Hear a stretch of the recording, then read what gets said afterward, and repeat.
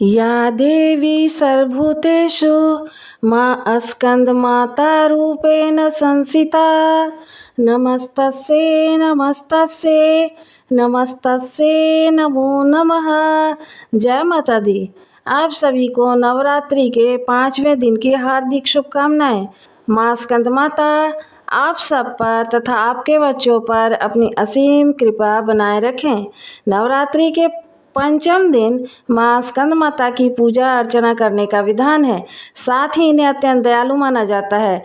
कहते हैं कि देवी दुर्गा का यह स्वरूप मातृत्व को परिभाषित करता है। वहीं प्रेम और ममता की मूर्ति स्कंद माता की पूजा करने से संतान प्राप्ति की मनोकामना पूर्ण होती है और मां आपके बच्चों को दीर्घायु प्रदान करती हैं। वहीं देवी भागवत पुराण के अनुसार भोलेनाथ की अर्धांगिनी के रूप में मां ने स्वामी कार्तिकेय को जन्म दिया था। स्वामी कार्तिकेय का दूसरा नाम स्कंद है, इसलिए मां दुर्गा के इस स्वरूप को स्कंद माता कहा गया है। मां स्कंद माता की 4 भुजाएं हैं। मां एक हाथ में कार्तिकेय को पकड़े हुए हैं, उनके दूसरे व तीसरे हाथ में कमल का पुष्प है। अपने चौथे हाथ में स्कंद माता अपने भक्तों को आशीर्वाद देती हैं। स्कंद माता की सवारी शेर है। स्कंद माता विशुद्धि चक्र की अधिष्ठात्री देवी हैं। विशुद्धि चक्र हमारे गले के ऊपर उभरे हुए भाग के ठीक नीचे स्थित होता है। मां स्कंद माता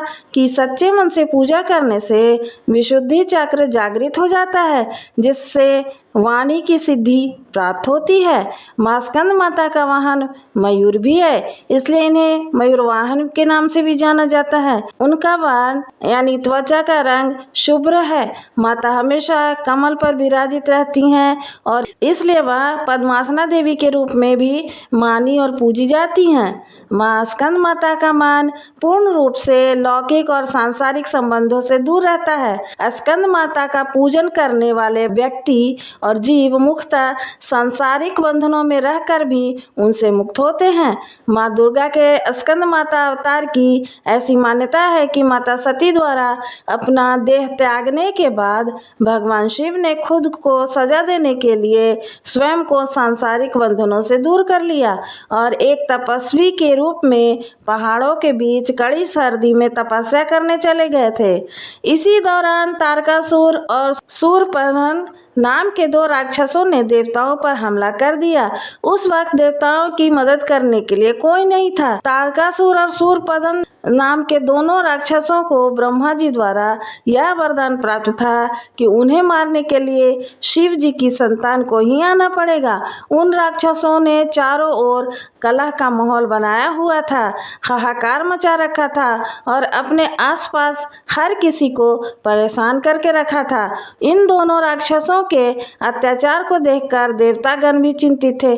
तब सभी देवतागण भगवान विष्णु के पास गए और उन्हें अपना दुख सुनाया, परंतु विष्णु जी ने उनकी कोई मदद नहीं की। विष्णु जी की मदद न मिलने पर देवताओं ने नारद जी के पास जाने का सोचा। उन्होंने नारद जी से कहा कि यदि वह माता पार्वती से भगवान शिव को पति के रूप में पाने के लिए तपस्या करने को कहेंगे, तब शायद भगवान शिव उनसे विवाह कर लें और उनके मिलन से महादेव की संतान जन्म ले, जो उन राक्षसों का वध कर सकेगी। इसलिए नारद जी के कहे अनुसार माता पार्वती ने भगवान शिव को पति के रूप में पाने के लिए घोर तपस्या की और उनकी भक्ति से खुश होकर भगवान शिव ने उनसे विवाह करने का निर्णय लिया। विवाह के पश्चात माता पार्वती और भगवान शिव की ऊर्जा से एक बीज का जन्म हुआ।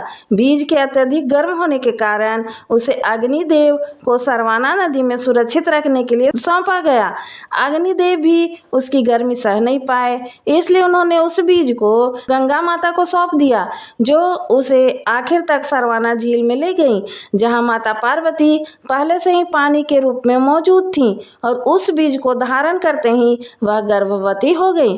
कुछ समय के पश्चात कार्तिकेय ने अपने 6 मुखों से जन्म लिया। कार्तिकेय के जन्म के बाद उन्होंने तारकासुर और शूरपणख का विनाश करने के लिए तैयार किया गया। सभी देवताओं ने मिलकर उन्हें अलग अलग तरीके से ज्ञान दिया और राक्षसों से लड़ने के लिए उन्हें महत्वपूर्ण शस्त्र भी दिए।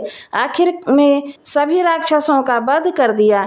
इसी कारण माँ दुर्गा को स्कंद माता यानी कि कार्तिकेय की माता के रूप में भी जाना जाता है। स्कंद माता के मंदिर पूरे भारतवर्ष में कई जगह स्थापित हैं, लेकिन उनमें से एक बहुत प्रचलित उत्तर प्रदेश के वाराणसी में स्थित है। देवी दुर्गा के 5वें स्वरूप में स्कंद माता की पूजा की जाती है। उन्हें अत्यंत दयालु माना जाता है। कहते हैं कि देवी दुर्गा का यह स्वरूप मातृत्व को परिभाषित करता है।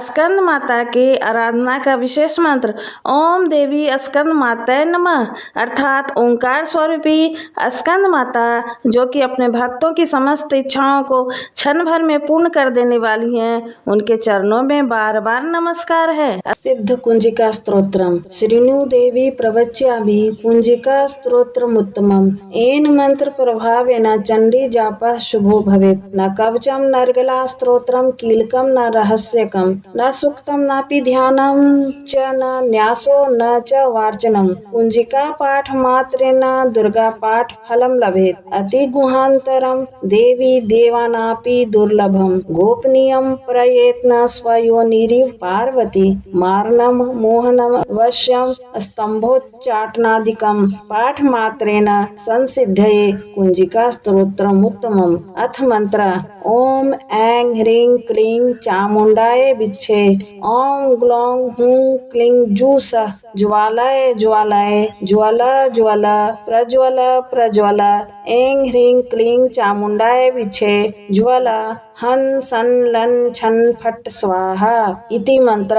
नमस्ते रुद्रपिंडे नमस्ते मधुमर्दनी नमः कैटभहारिण्ये नमस्ते महिषामर्दनी नमस्ते शुंभस्त्र च निशुंभशूरघातिनी जागृतं हि महादेवी जपम सिद्धम कुरुष्मेव ऐंकारी सृष्टि रूपाय हिंकारी प्रतिपालिका क्लींकारी कामरूपिणे बीज रूपे नमस्तुते चामुंडा चंडघाती च यायकारी वरदायिनी विचे चाव्यदा नित्यम नमस्ते मंत्ररूपिणी धाम धीम धूम ध्रुव जटे पत्नी वांग विंग भूंग बागेश्वरी क्राम क्रीम क्रूं कालिका देवी शाम शिम शुम में शुभम कुरु हुंग हुंग हुंकारूपिण्ये जम जम जम जम्भनादिनी भ्राम भ्रीम भ्रूम भैरवी भद्रे भवन्ये ते नमो नमः। अंग कंग चंग टंग तंग पंग यंग शंग विंग दुंग एंग विंग हंग छंग धिजाग्रम त्रोटय त्रोटय दीप्तम कुरु कुरु स्वाहा पाम पीम पुम पार्वती पूर्णा खाम खीम खुम खेचरी तथा साम सिम सुम सप्तशती देव्या मंत्र सिद्धिम कुरुष्मेव इदम तु कुंजिका स्तोत्रम मंत्र जागर्ति हेतवे अभक्ते नैव दातव्यम गोवितम रक्ष पार्वती यस्तु कुंजिकाय देवी ही नाम सप्तशतीम पठेत न तस्य जायते सिद्धरण्ये रुद्रम यथा इति श्री रुद्रमाले गौरी तंत्रे शिव पार्वती संवादे कुंजिका स्तोत्र संपूर्णम। ओम तत्सम।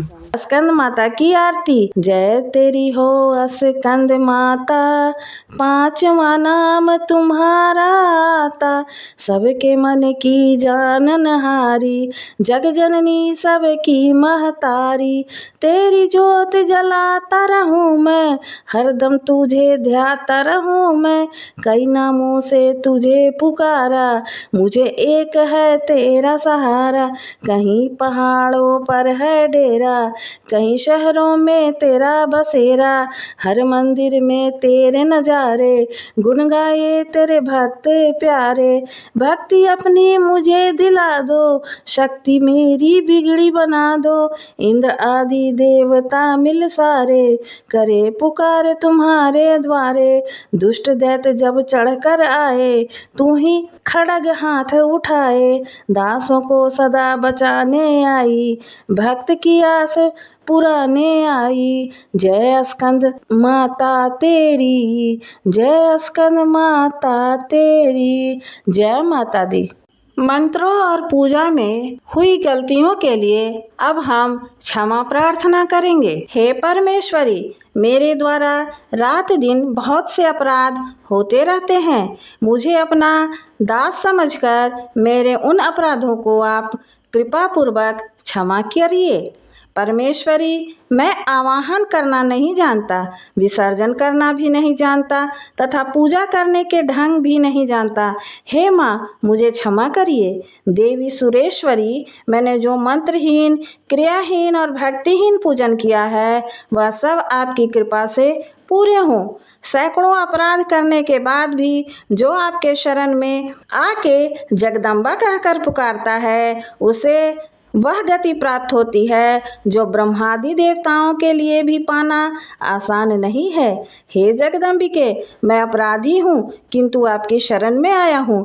इस समय दया का पात्र हूँ, आप जैसा चाहें वैसा करें। हे देवी परमेश्वरी, अज्ञानवश, भूल से या बुद्धि भ्रष्ट होने के कारण मैंने जो भी न्यूनता या अधिकता कर दी हो वह सब क्षमा करें और प्रसन्न हो। सच्चिदानंद स्वरूपा परमेश्वरी, जगत माता कामेश्वरी, आप प्रेम पूर्वक मेरी यह पूजा स्वीकार करें और मुझ पर प्रसन्न रहें। देवी सुरेश्वरी, आप गोपनीय से भी गोपनीय वस्तु की रक्षा करने वाली हैं। मेरे निवेदन किए हुए इस जप को ग्रहण करिए, आपकी कृपा से मुझे सिद्धि प्राप्त हो। जय माता दी। यदि वीडियो पसंद आया हो तो कृपया हमारे चैनल को लाइक, शेयर और सब्सक्राइब करें ताकि आगे आने वाले वीडियो की जानकारी आपको समय से पूर्व मिल जाए। धन्यवाद।